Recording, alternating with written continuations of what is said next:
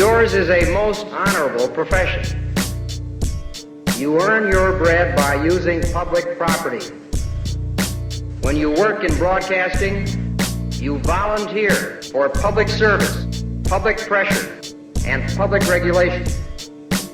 You must compete with other attractions and other investments. I can think of easier ways to make a living, but I cannot think of more satisfying ways. You must deliver a decent return to the public, not only to your stockholders. Now, what do we mean by the public interest? Broadcasting to serve the public interest must have a soul and a conscience, a burning desire to excel as well as excel. By no means do I imply that broadcasters disregard the public interest, but a much better job can be done and should be done. And I would add that in today's world, with social and economic problems at home of the gravest nature, in a time of peril and opportunity, the old, complacent, unbalanced fare of action, adventure, and situation comedies is simply not good enough. Your industry possesses the most powerful voice in America.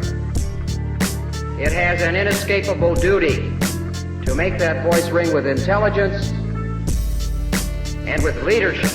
So will history decide whether today's broadcasters employ their powerful voice to enrich the people or to debase them. I have seen a great many programs that seem to me eminently worthwhile. I'm talking about this past season. Some were wonderfully entertaining. When television is good, nothing, not the theater, not the magazines or newspapers, nothing is better. But when television is bad, nothing is worse. I invite each of you to sit down in front of your own television set when your station goes on the air and stay there for a day without a book, without a magazine, without a newspaper, without a profit and loss sheet or a rating book to distract you. Keep your eyes glued to that set until the station signs off. I can assure you that what you will observe is a vast wasteland. Blood and thunder, mayhem, violence, sadism, murder, Western bad men, Western good men, private eyes, gangsters, more violence and cartoons. And endlessly commercials, many screaming, cajoling, and offending. And most of all, boredom. And if you think I exaggerate, I only ask you to try it. A rating at best is an indication of how many people saw what you gave them. They don't tell us what the public might watch if they were offered half a dozen additional choices. And it never reveals what the acceptance would have been if what you gave them had been better.